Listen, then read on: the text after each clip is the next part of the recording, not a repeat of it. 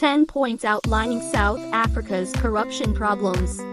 The nation has been dealing with a serious state capture issue in which important state institutions are said to have been exploited for private gain, resulting in corruption at the highest levels of government. Corrupt public officials. There have been documented cases of corruption among politicians, law enforcement personnel, and other public servants. This has led to a decline in public confidence in these institutions. Tender irregularities. The awarding of government contracts frequently gives rise to corrupt practices, with allegations of irregularities, bribery, and kickbacks, undermining the impartiality of the procurement procedure. Police corruption. There have been many cases of bribery, extortion, and other illegal conduct by officials in the South African Police Service.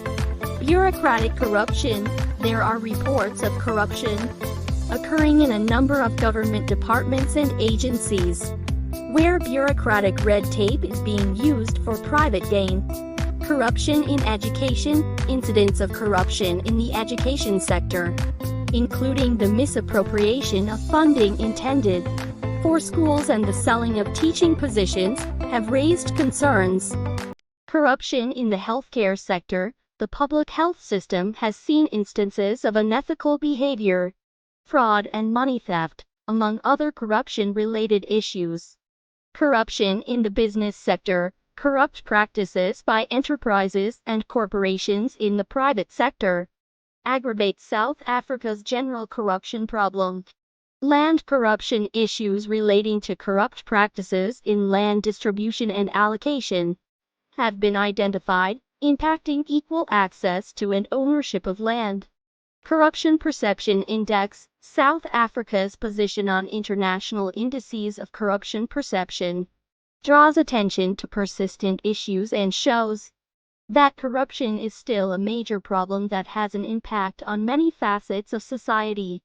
A multifaceted strategy, including robust anti-corruption legislation, open governance, and public awareness initiatives to encourage moral behavior and accountability, is needed to address these problems. The one who opens the floodgates of corruption is Mr. Zuma as president, and people were hoping President Ramaphosa would rescue the country from the brink of collapsing, but things changed. Now load shedding is tormenting the people left and right.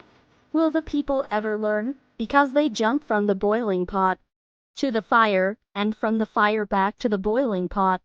Do people hope that the man who instituted state capture can rescue this country? People, please, let us once again think straight about the future of our children. Let us go and vote for positive change, please.